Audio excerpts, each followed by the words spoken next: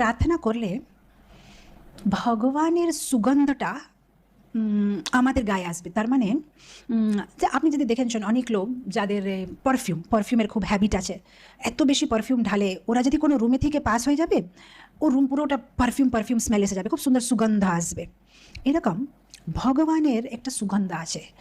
যারা ভগবানের নাম নেয়, যারা ভগবানের প্রার্থনা করে, ভগবানের সুগন্ধটা ওদের কাছে চলে আসবে। কীরকম? ধরেন আজকে আমি একটা নাম ডাকলাম, আমি জাস্ট কারোর ওখানে আমাদের গিরিরাজপ্রভু আপনি ভালো আছেন, গিরিরাজপ্রভু ঠিক আছেন আপনি? এখন কী হবে, যেই আমি ওনার নাম ডাকলাম গিরিরাজপ্রভু আপনি ভালো আছেন, উনি কী বলবেন? হ্যাঁ মাতাজি ভালো আছি। আমি ওনার নাম ডাকলাম, উনি আমার আগে জবাব দিলেন, সাড়া দিলেন, হ্যাঁ মাতাজি আমি ঠিক আছি। এখন একটা সাধারণ লোককে যদি নাম বলে ডাকলে উনি সাড়া দিচ্ছেন, তাহলে যে ভগবান, তাকে যদি আমরা নাম দিয়ে ডাকবো, উনি কেন বা সাড়া দেবেন না? উনি নিশ্চয়ই সাড়া দেবেন। হ্যাঁ বলো, কি বলতে চাও? তার মানে যখন আমরা প্রার্থনা করি, ভগবানের সাথে কথা বলি, কি হচ্ছে? ভগবানের ধ্যান হচ্ছে আমাদের উপরে, ভগবান আমাদের সাথে কথা বলছে। ভগবানের নাম আর ভগবানের ভিতরে কোনো ডিফারেন্স নেই, রাইট? ওটা শ্লোক আছে না, নাম চিন্তামণি কৃষ্ণ চৈতন্য রস বিগ্রহ পূর্ণ শুদ্ধ নিত্য মুক্ত অভিন্নত্বম নাম নামিনী।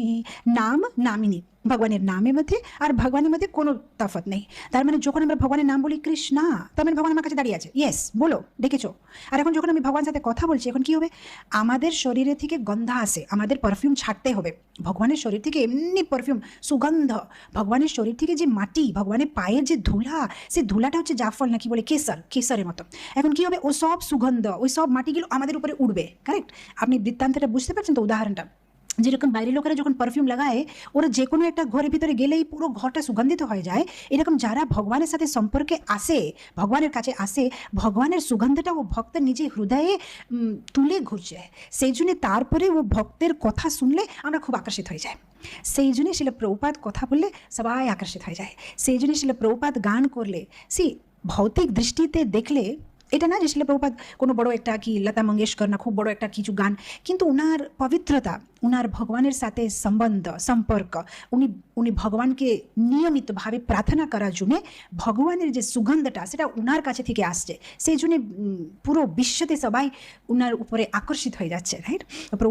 প্রভুপাদের গান যদি কেউ শুনে, বাইরে কর্মী লোকেরা ওই বন্দে হাম শ্রী গুরু বাস, ওই বাইরে লোকেরা অনেক সময় বলে কে গান করছে, কত সুন্দর, মনটা পুরো রোমাঞ্চ হয়ে যায় শরীরটা, যেহেতু উনি পবিত্র, যেহেতু উনি ভগবানের প্রার্থনা করছেন। তো ভগবানের প্রার্থনা করলে ভগবানের সুগন্ধটা আমরা তুলে ঘুরি। তো সেই জন্য ভক্তদের খুব দরকার আছে ভগবানের প্রার্থনা করা।